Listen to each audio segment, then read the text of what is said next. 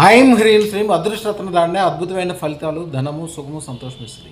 ఎవరికైనా తిజోరీ నిండా, తిజోరీ అనగా లాకర్ లేదా డబ్బులు పెట్టుకునే ఇనప పెట్టి లోపలి భాగాల్లో ధనము, బంగారము పూర్తిగా నిండిపోతూ ఎక్కువ అవుతూ ఉండాలంటే ఏకైక మార్గం ఏంటంటే మీ తిజోరీలో నాలుగు వైపులా 4 గోడలు అంటే 3 వైపులు గోడ ఉంటుంది, ఎదురుగుండా తలుపు ఉంటుంది.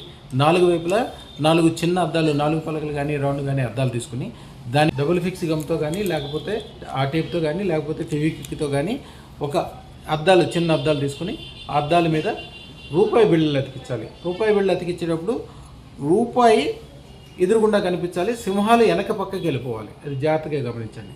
ఇలాంటివి తీసుకుని తిజోరీకి 2 వైపులా ఎదురెదురుగా ఒక దాంట్లోంచి ఒకటి కనిపించే విధంగా తిజోరీకి 2 పక్కల లోపల పక్కన అతికించాలంటే దాని మధ్యలో డబ్బు కానీ బంగారం కానీ ఉండాలి.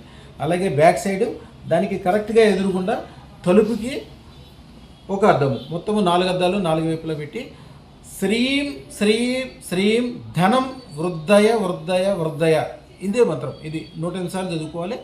తర్వాత వీలున్నప్పుడు ప్రతి శుక్రవారం చదువుకోవాలి. మీ దాంట్లో కనుక మీరు ప్రతిరోజు రాసుకొని పెట్టుకోండి కాగితం మీద. మీ దాంట్లో కనుక 10 లక్షలు ఉంటే వచ్చే సంవత్సరం మళ్ళీ ఇదే టైంకి దాంట్లో 40 లక్షలు లేకపోతే అడగండి.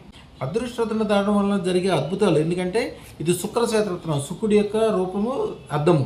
అలాగే జూదర్లు అంటే కొద్దిగా షేర్లు వ్యాపారము, కొద్దిగా రిస్క్ వ్యాపారాలు చేసేవాళ్ళు ఆ తిజోరీ యొక్క కింద పక్కన ఒకటి, అలాగే పై గోడకు పైన కూడా అతికించాలి. ఇట్లా 6 అద్దాలు వస్తాయి.